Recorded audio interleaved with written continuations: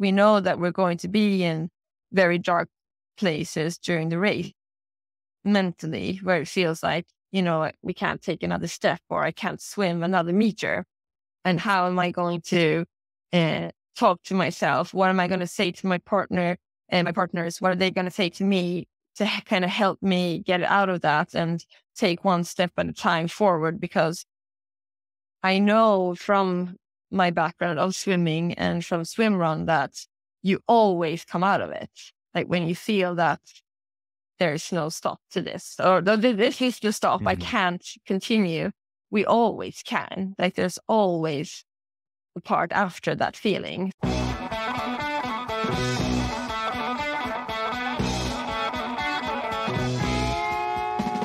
Welcome to the Low Tide Boys, a Swimrun podcast. I'm Chip. And I'm Chris, and this is episode 240 of the show. We've got a great one for everyone this week. Joining us for a third time on the podcast is elite swim runner, sociologist, sports psychologist, performance and mindset coach, and our friend Susie Moonen. In this conversation, we discuss taking on big challenges as she prepares for probably the biggest swim run challenge there is, the One Water Race. We love this conversation. Can't wait for you all to check it out. Absolutely. But first, training update. The hay is in the barn, and it's race week. It's race week. Casco Bay is this Sunday at the time of listening, or at the time of release when this podcast is out. We're so stoked. This will be our 5th trip to Casco Bay for this, what was the inaugural swim run in the United States, and our 20th swim run as the Low Tide Boys. Crazy. Which it's a lot. Which for me, I think we've both independently have done 21 swim runs, because I was like, oh, Chipper's done one more swim run than me. But I did do a virtual swim run with Sandrine. The team Untethered, I think, is what. Edmonton. Yeah, it was a virtual swim run. COVID special. Right. So yeah. But yeah, obviously really stoked on that. I had my last little run this week with some little spicy there at the end. Chris busted out a 30K here? Yeah, it was 30K.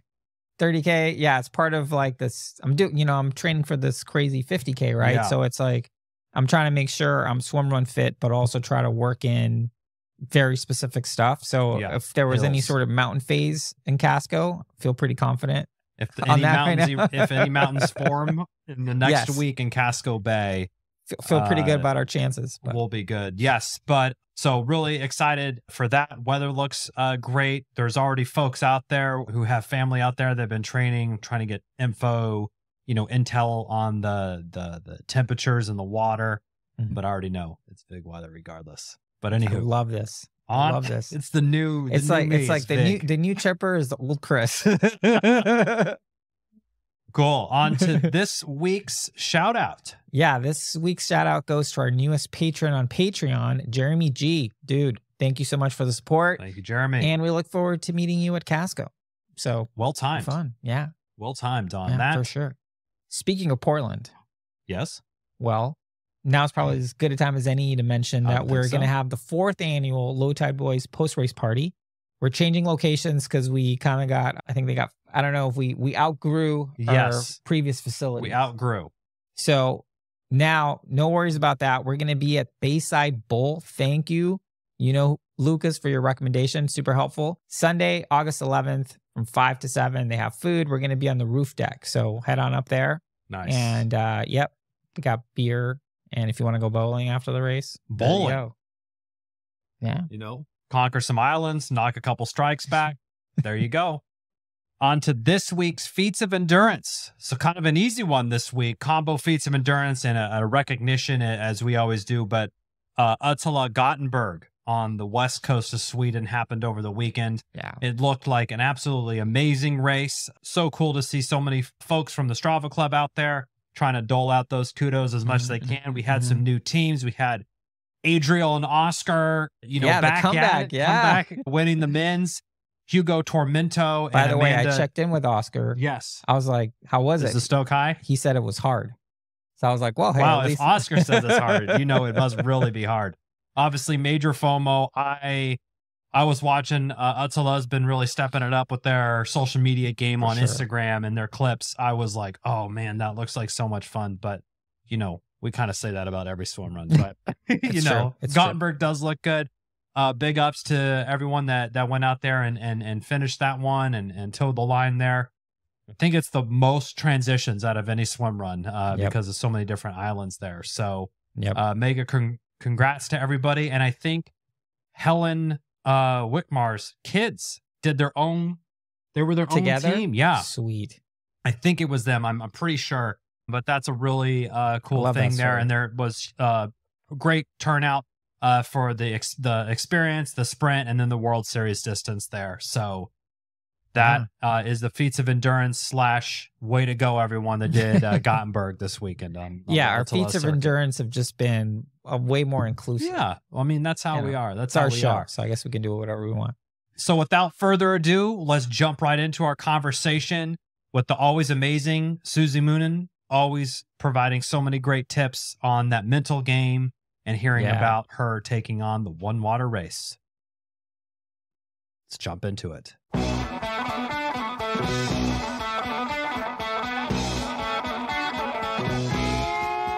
right. Welcome back to the show for the third time. Susie Moonen, one of our favorite guests, one of our most enlightening guests always. How are you? I'm very, very well, thank you. And I'm so happy to be able to be on the show again. My absolutely favorite podcast there is, especially when it's connected to all the fun things that all three of us are doing on our free time. So love to be back. Oh, I awesome. love it. Yes, I love it. always great to have you. So Thank you. you know, I was reminiscing before this conversation about how I first got introduced to you, which was Desi and Fanny were doing an end of the year thing, and they had you on to talk about the mental side of things. And I just remember just being like, oh my God, she is so intelligent. So, I mean, everything you were saying was just ringing a bell for me. And anyway, and reminiscing about that, it just made me super happy to be like, oh man, I can't believe now this is going to be the third time we're going to have her on. We've had her on every year. She helped us get ready for Attala. But now I want to talk to you. So you have some pretty big goals out there. You're going to be doing in about just a little under a month. You're going to be doing the One Water race. So I'd love to just kind of get your thoughts on, first of all, why, and then like, how are you thinking about this huge challenge, and how do you set yourself up to accomplish something so massive? Well, thanks for your nice words to start off with. And I mean, now it's really, time to prove if all my technique that I've been working with other athletes for the last 10 years, if I can actually apply them on myself.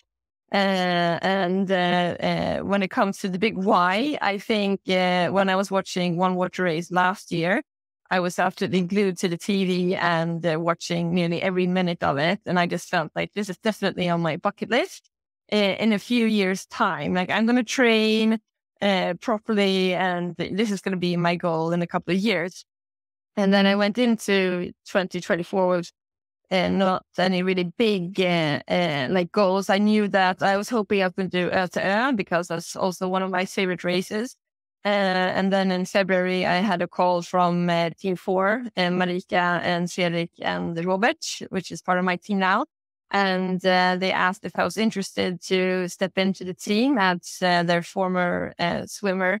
He couldn't do the race this year. And all of a sudden, I had the chance to step on this big adventure. And when I had the question just, in front of me, and I was able to say yes, then all the doubts and my big why, can I really do this? Is it possible? But I just felt like this when the question came up, it's time to really saddle up and do this properly. And I said yes. So I would say the big why is, I think what all swimmers and swim runners are saying is the big challenge. How far can we actually push ourselves mentally and physically? And I'm also really interested to see how capable I am, and to see myself on an individual state, but also in a team, to see how far we can go. So I think that's the big why for me. Amazing. I don't even know. That's quite, first of all, quite the honor to be invited by such an awesome team. I know they had a really great showing last year, and they were definitely on the mark to finish and make it to the lighthouse. But that some of the timing issues there, so they had a very, very strong showing in their first year as a team. But what a great honor to be invited and selected to join. So that must have felt good for your confidence as well. You got a little bit, can I do it? But also, hey, they did ask me, so they must see something in me that prompted that ask. I think it was a bit of both. I was very, very honored, and as I said, that it was such a great opportunity to be part of such a strong team, and especially with so great personalities. Everybody in the team, they're such not only amazing athletes, but also amazing person. But when I also said yes, and the day after it was official, then the big doubt really started for me, and I wasn't actually able to see anything on social media connected to the race. I couldn't see my face in the team, like to start off with, because then I started to think that, this is really what I want to do, but also, what the hell did I just do? What did I get myself into?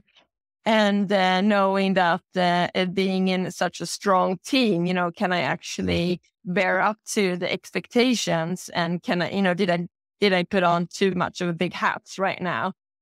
So it took me nearly a week to log into social media again, to be in contact, talking about the race, because I just needed kind of that time to mentally adjust and kind of,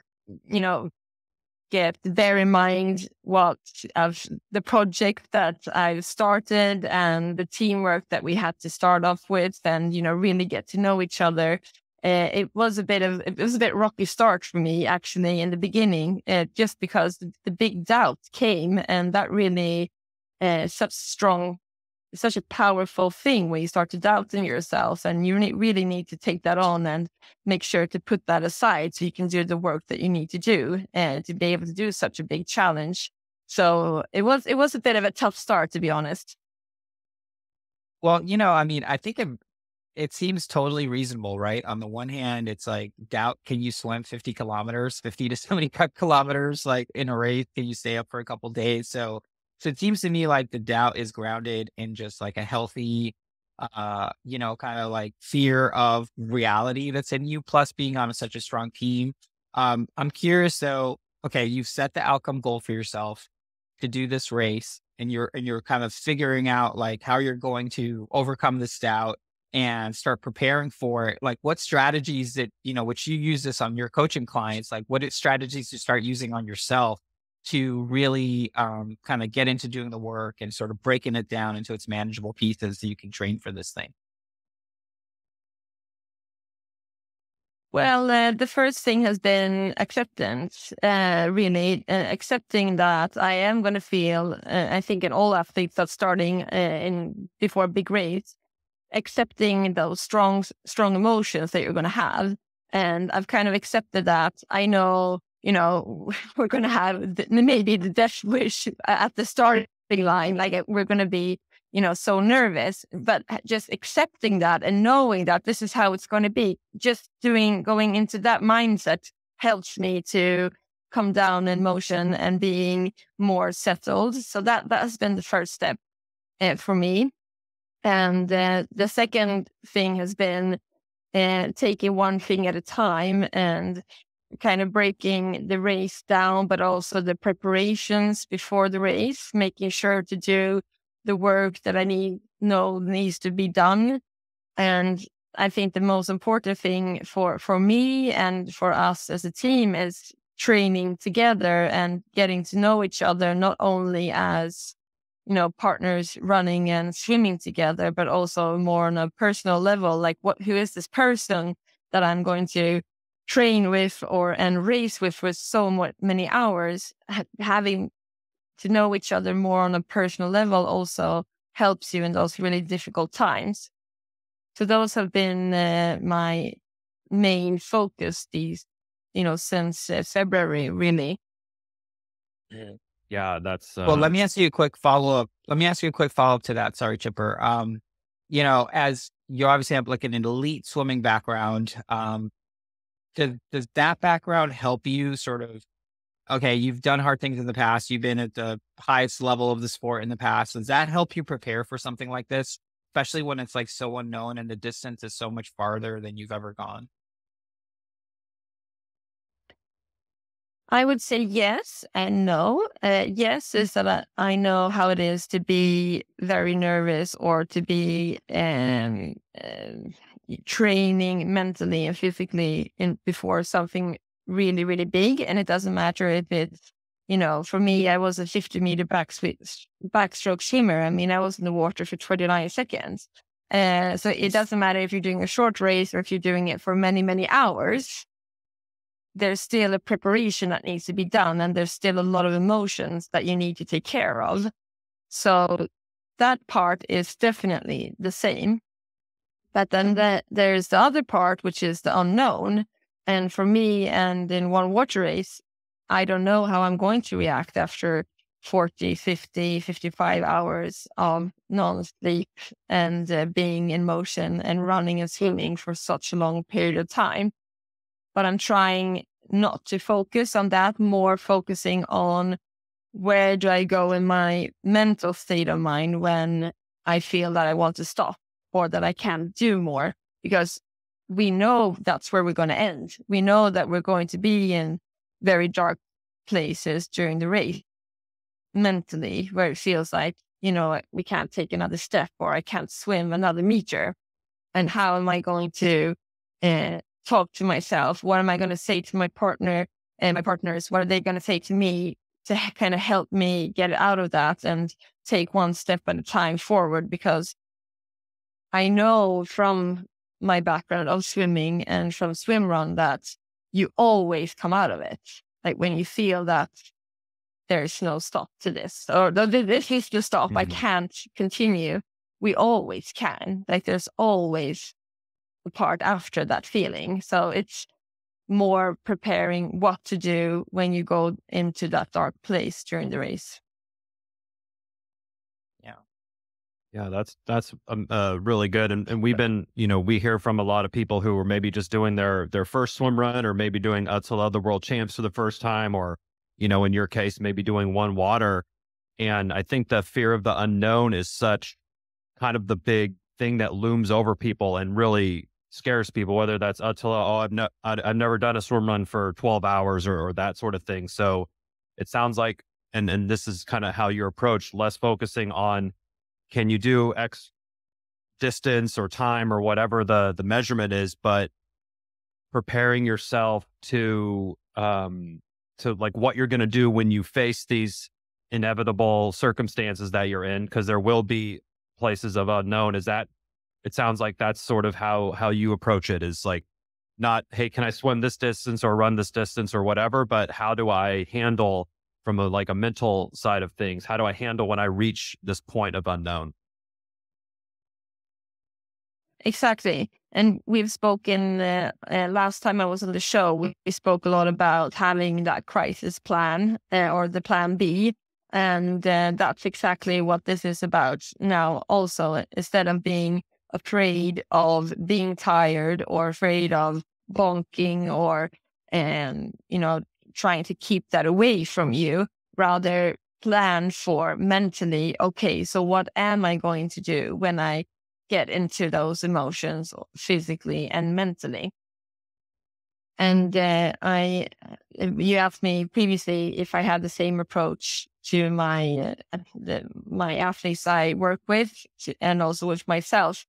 I had a conversation with another athlete that we worked together for a couple of years ago. And he texted me when he found out I was going to do the one water race. And I texted him, he congratulated me to the spot and, wished the team good luck. And I replied to him saying, thank you, feeling really nervous at the moment, but looking forward to it. And he replied back and he said, okay, so those are your emotions. What are your actions going to be? And when he put that down, and I said, that's exactly what I usually say. And I think that, it was such a good reminder for me, exactly. So that's my emotions, that's my feelings, but what am I going to do about it? So it's a good reminder. Yeah. I mean, I love that framing of just like, okay, you can either sit in your thoughts or you can do some activity to try to help work on it. And for something like this, it's obviously being as prepared as possible physically, but which I think that's pretty obvious. You got to do a lot of swimming. You got to do a lot of running.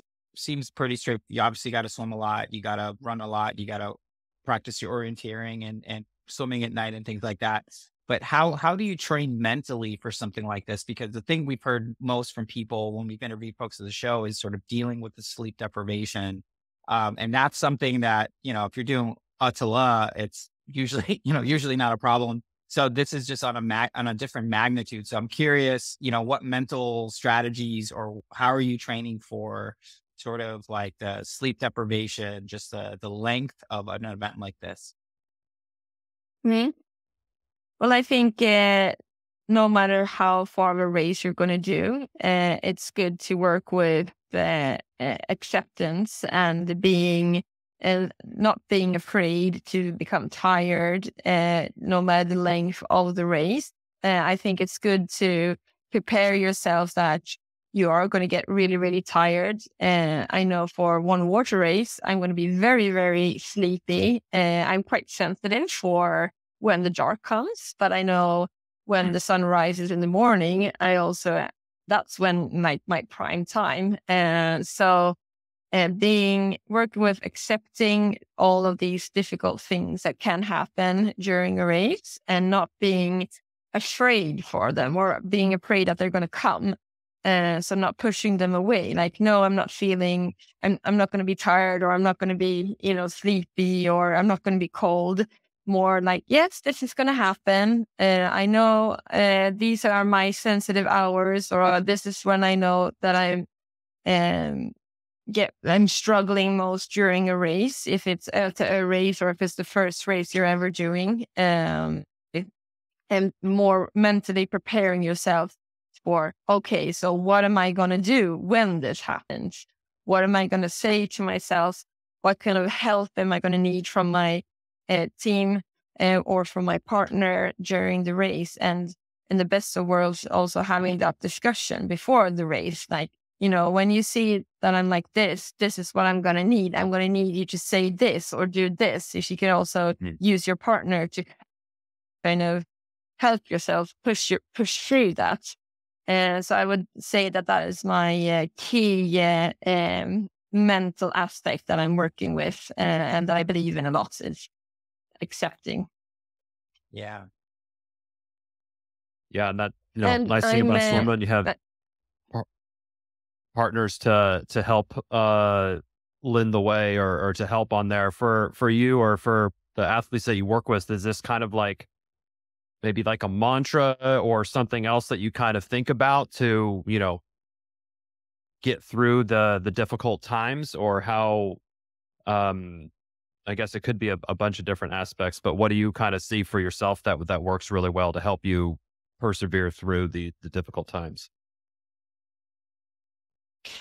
It's good to prepare for that in advance, to know that, what kind of keywords can help me, what keywords makes me happy or gives me energy. Is there a certain song? Is there a certain person that I can think about? For me, I have a couple of songs that always help. It also makes me time goes. So when I've sang a song in my head, that it's got a couple of minutes, so you can do that for a couple of times, and that maybe all of a sudden you're out of that, dark place. All of a sudden you have a bit more energy. But I've realized that after 24 hours, those training sessions that I've done, is I can't think about my family or my kids to help me out of the dark place. Before I could, but now I get into, more like, why am I here? Those kind of thoughts. Like, why am I here? Why I can be in a warm house with my family. And that's a really good thing to know in advance, that don't go there in your head. Like, I need to think about other stuff or other people to kind of get me out of those difficult moments. But another thing that I'm practicing a lot mentally is trying to not focus on how far of a distance have we done and how much have we left to do. I'm very used to counting the kilometers, or we've done so many hours. Now we only have so many hours to go. Now we're nearly there. And that's helped me a lot throughout the years. But I've read some recent research when it comes to how we function when we're under a lot of pressure. And people that are able to kind of lose the aspect of time and not really know what the time is or how far they've gone or how far they've left to go, they usually have the people that are able to push through even more. So that's something I'm practicing at the moment, to just, okay, the sun's gone up, then that's what I'm going for, or now the sun is going down, and looking at other aspects during long training sessions or during one water race, to focus on that instead of, we've done 2 hours, so we only have 58 hours left to go. I mean, that's, I think, a lot more challenging. Yeah. So Susie, let me ask you a question about that, because, as you're saying that, for shorter things, I mean, I feel like I always think about my family pretty much every time I'm training or racing. I'm either thinking about Chipper and what we're doing as a team, or I'm thinking about my family, my kids and my wife in particular. How did you learn that wasn't, because it's like, to me, that always serves me really well, but I can understand if it's something super long and then you just want to get back home to them, that it doesn't serve you well. But how did you sort of learn that strategy, which worked for you in the past, wasn't working for this? Is it just through training, and then you just started kind of iterating different mental strategies to see what would work best? Yeah, exactly. That's how it's been for me. I did a really long training session over 24 hours. And I think when I was, the weakest, most tired, hungry, and very, very cold, I was trying to think about, I was trying to get energy. I was in the water. It was very dark. And I went, just as you're saying, my husband and my kids, they are the ones that always pop into my head, and they usually give me a lot of energy. And then all of a sudden I just felt I can't think about them now. It just made me so low and made me so sad. And I felt I was, close to tears. So I had to quickly reset and think about other things. And then that's how I learned, okay, now I know I can't go there into my head. And I've spoken about that to a couple of other people that recognize that as well. And they've said that sometimes when they've met close ones during a race, during a long race, it can be difficult because they want to stop and they want to, stay there, and they don't want to continue because you don't want to, be into that physical pain anymore. So I think it's different depending on who you are, but it can be good. We all have our different strategies and ways to push through, and it's important to know what works for.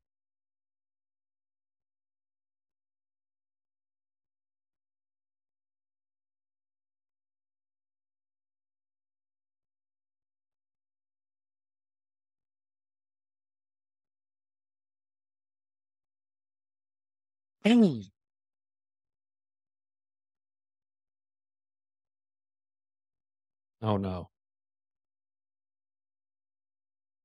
I mean, it said that the connection was unstable the whole time. I know if you saw that. Yeah. Finger. Yeah. I think her phone is just having problems. Hopefully the sun is not on.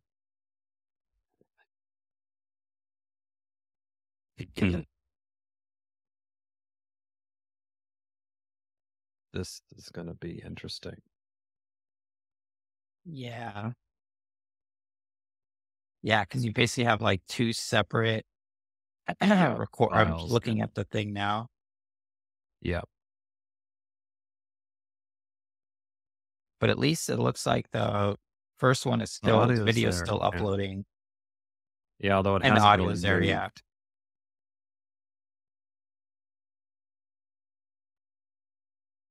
Yeah, I At don't least know that if one, she kind of finished the question. She finished answering.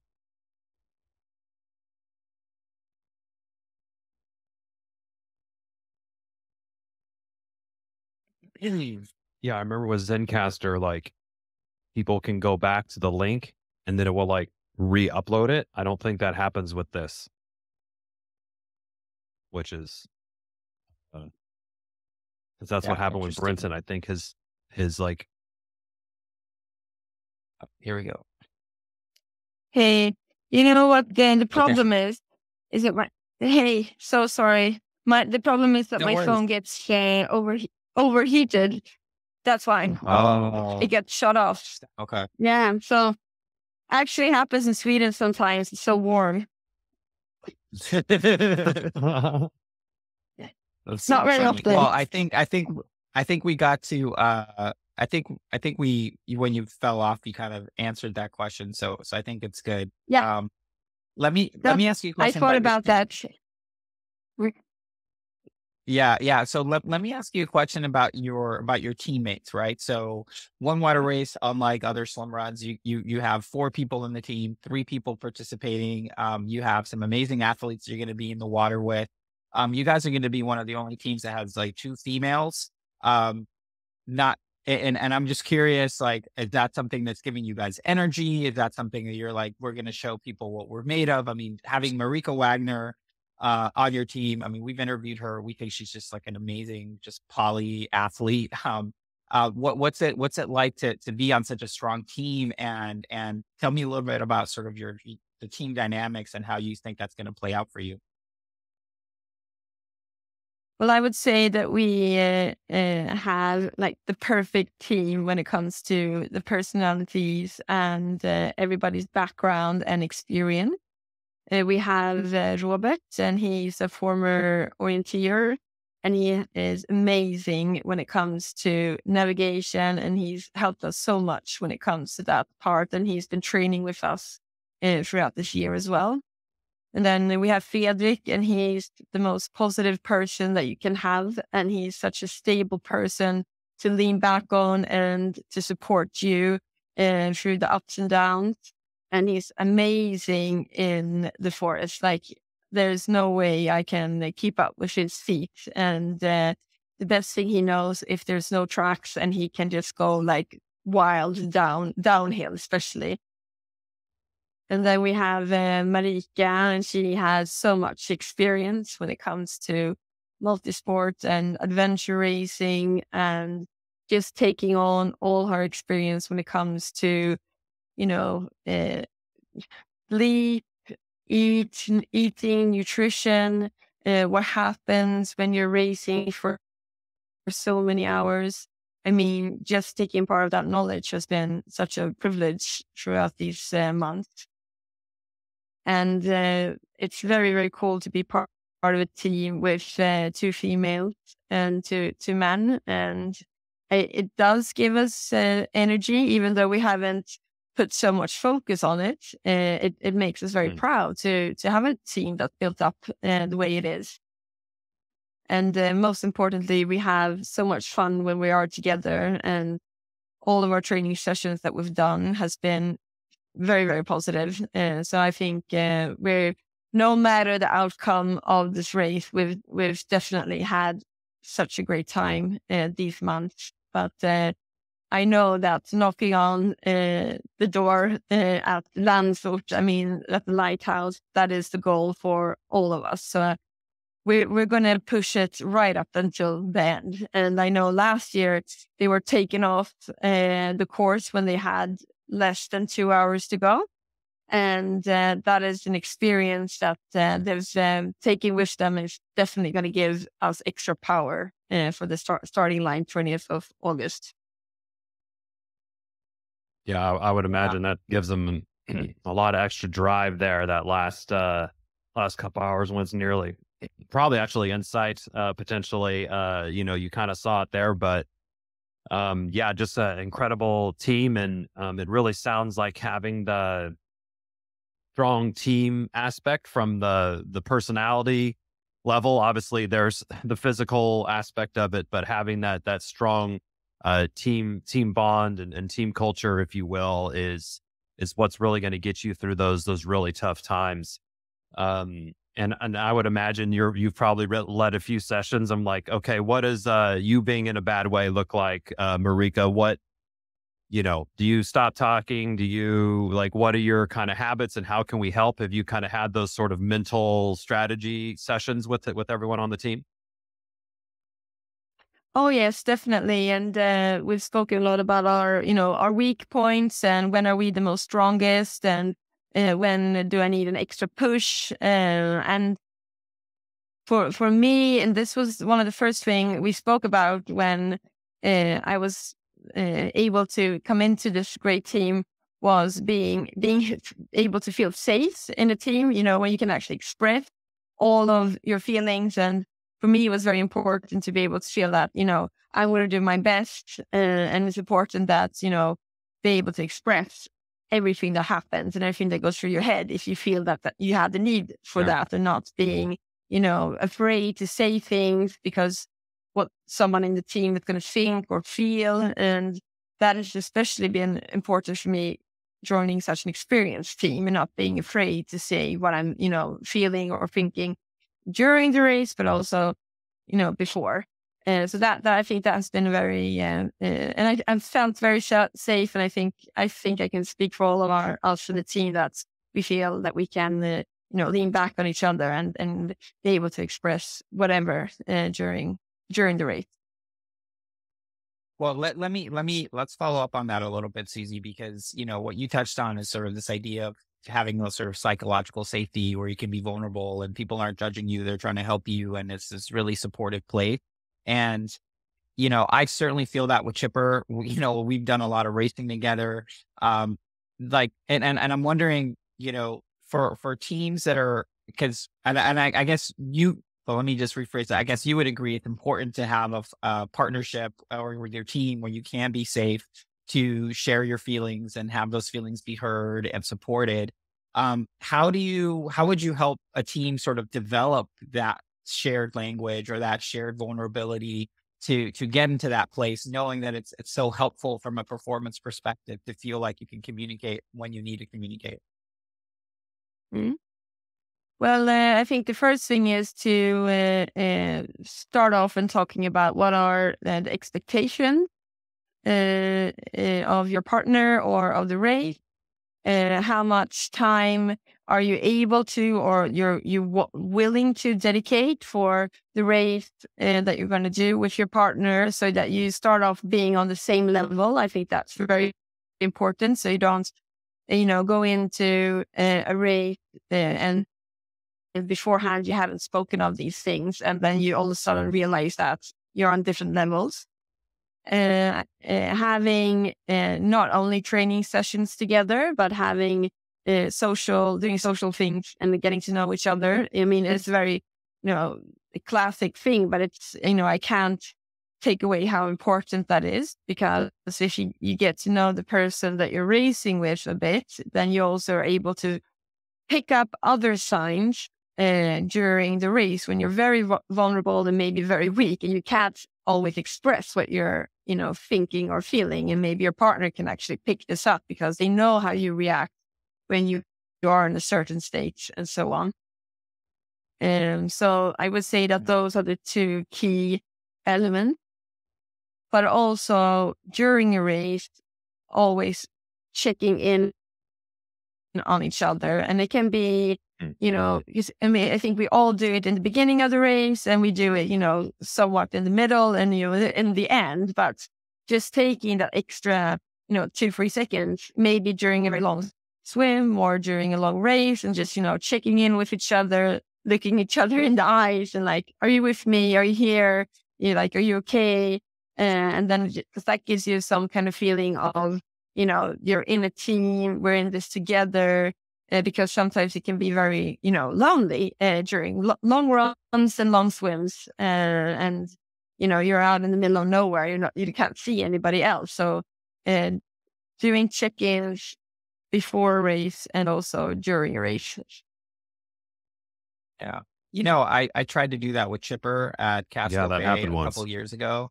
Before the last swim, I was like, we're gonna finish the race. I think we were in 4th place or something. And I try to take a moment with Chipper to like look in his eyes and just like thank him for, a great race. And he just like, he didn't know what I was doing. He's like, what? Let's just go. We didn't race print that one, but I do. I tried to channel you, Susie.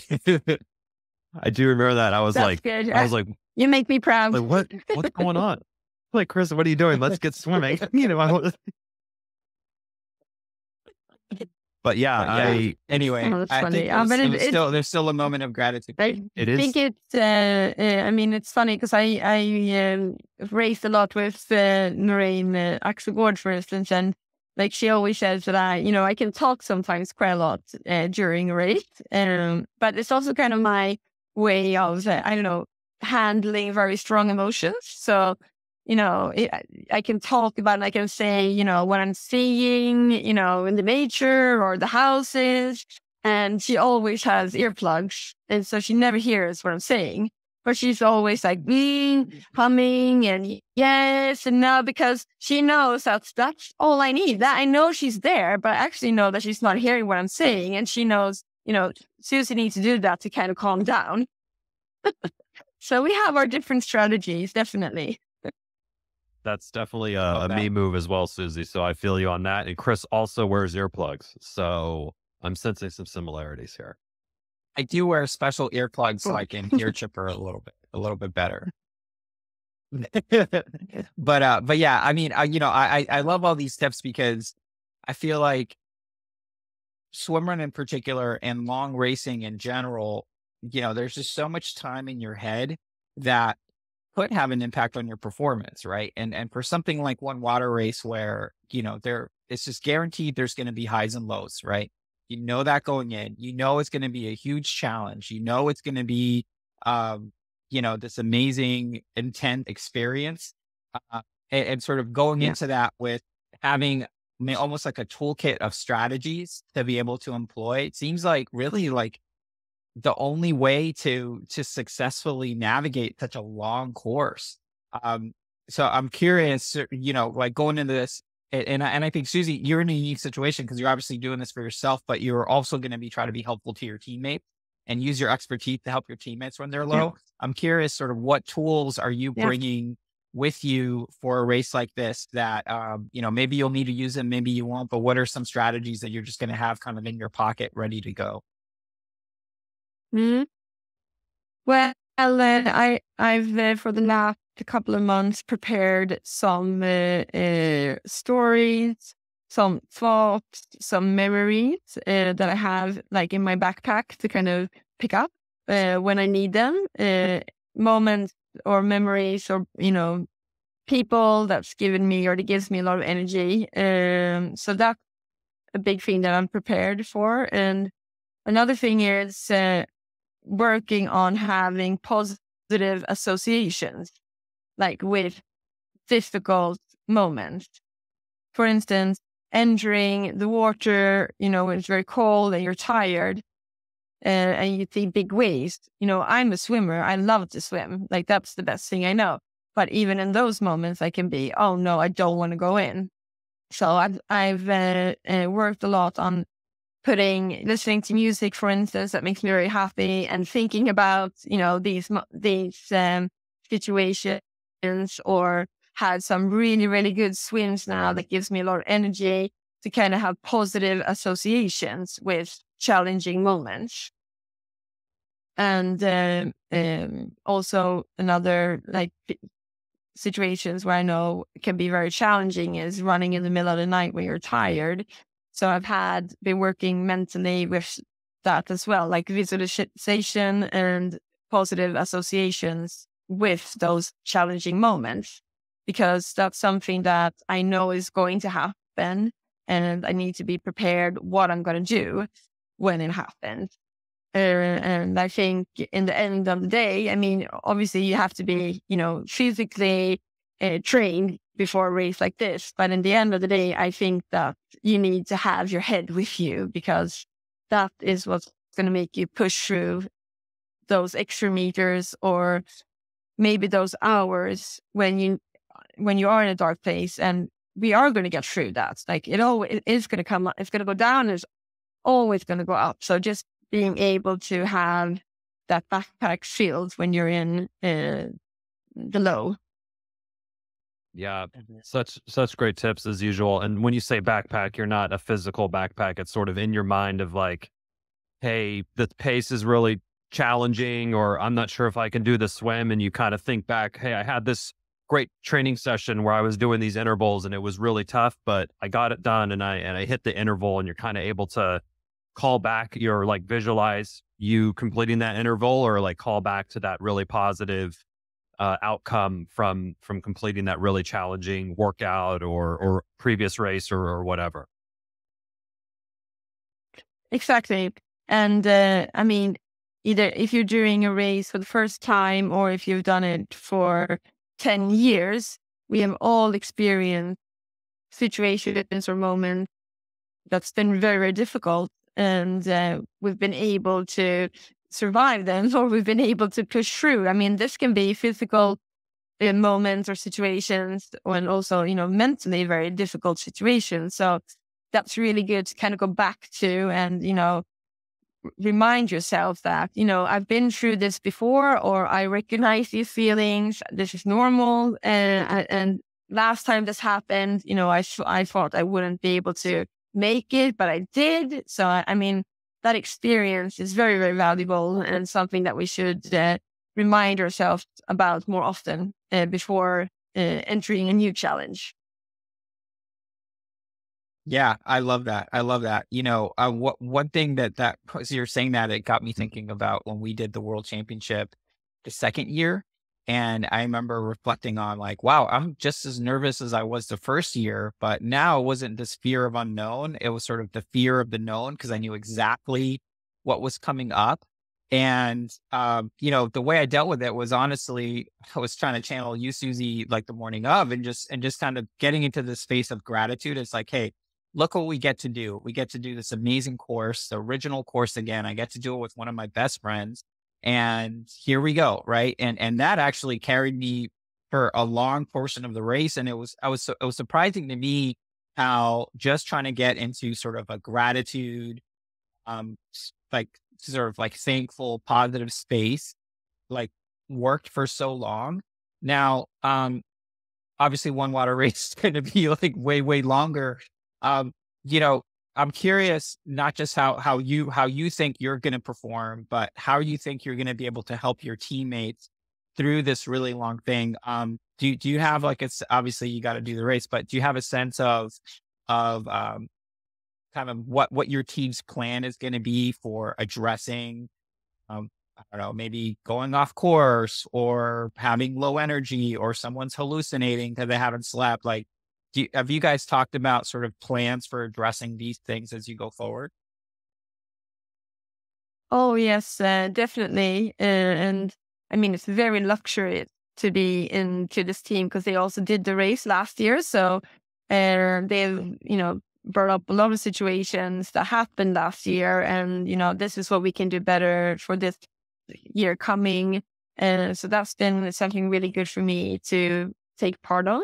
But then we have worked out a lot of strategies for those very challenging moments. And I mean, without saying too much going into the race, we can have that conversation after if our strategies work. But I can say one thing as far as a team is those, check-ins, and also never stop to put in that nutrition and energy. Like the energy is such an important part of it. If you don't have the physical, you don't have enough physical energy, you're mentally, you're not going to be able to cope. So we've got a really good energy plan. And I think listening from the experiences from last year, it's more advanced and, come to insight with how much more that we actually need than they thought they needed last year.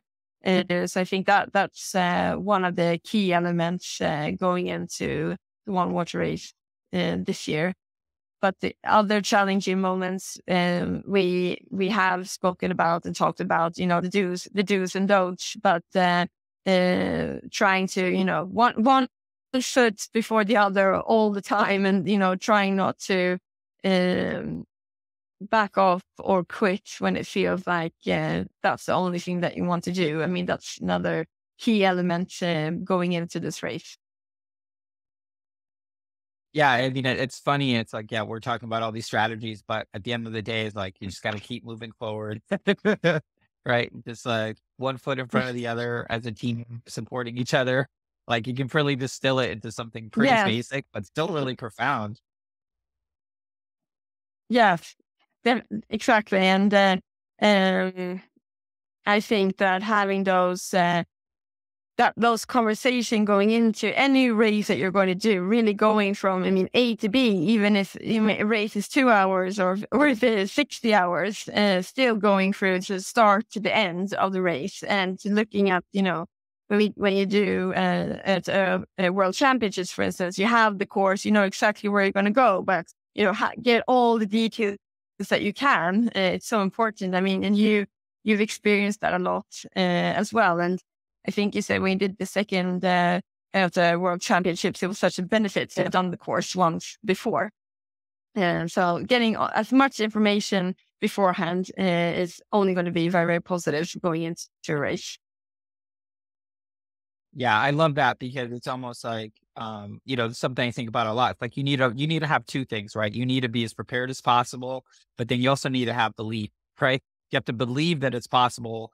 But at the same time, you need to like make sure you know the course and, have your nutrition plan and make sure you've trained and do all these things. And it's always interesting to me, like, you have to balance those two things, because if you're not prepared, it's not going to go well. But if you don't believe you can do it, probably not going to go well either.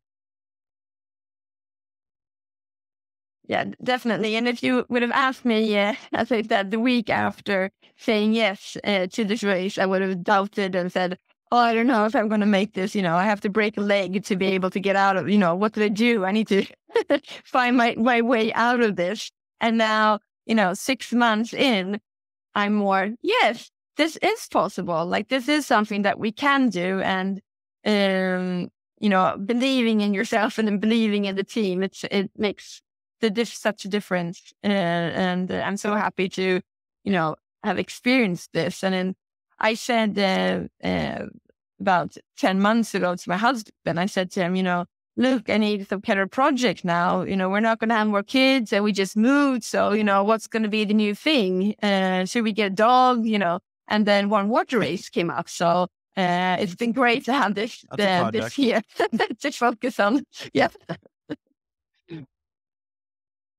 Awesome. Love it. Well, we're both so excited to see what you accomplish and to cheer you on for the One Rada race, you and Team 4 and all the teams there. It's really we look at it like not who's going to win, but like who's just going to be able to get out there and have some days out there. It's really quite an amazing achievement for any team to even get out there on the start line, let alone touch the door at the lighthouse there. I agree. And it's so I'm really looking forward to seeing all the teams the days before, where we're going to, the days before the race, where we're all going to meet up. And I think it's going to be, both terrifying, but also a lot of inspiration, meeting all of the other athletes out there who's also put in so much time and energy, and they're so prepared. And I'm really going to try to soak in that atmosphere and enjoy the moment as well, and not just focus on the difficult challenges that are going to come up throughout the next coming days, but really try to enjoy. And as you said, being thankful for being able to experience something like this. That's easy to forget when you in the middle, when you're caught up in a lot of things. It's easy to forget what to be thankful for, and being in such a great environment with lots of amazing people. Yeah. On that note, Susie, we're incredibly thankful for you and for you taking the time and for being so supportive of us. over the years. This is as we mentioned in the beginning, this is your third time on the show, basically once a year since we discovered you. And we really always appreciate your candor and your sharing your wisdom with us and our listeners. And, I know I speak for Chipper when we're most obviously going to be rooting for you guys and watching along, hoping the best that you guys touch that door. Thank you so much. And I love your support and keep up with all the great work that you're doing. I love your podcast and good luck on all your future races as well. Thank you. Thank you. That's it for this week's episode. Thanks so much for listening to the show. Make sure to subscribe wherever you listen to podcasts and leave a rating or review, since that's the best way to help other people discover the show and the sport of swim run. Check out our website, lowtideboys.com. That's boys with a Z, for swimrun resources, including gear guides, tips, how-to videos, and so much more. Make sure to check out our meme page at The Low Tide Boys on Instagram. If you have any questions or suggestions for the show, send us a DM or email us at lowtideboys@gmail.com.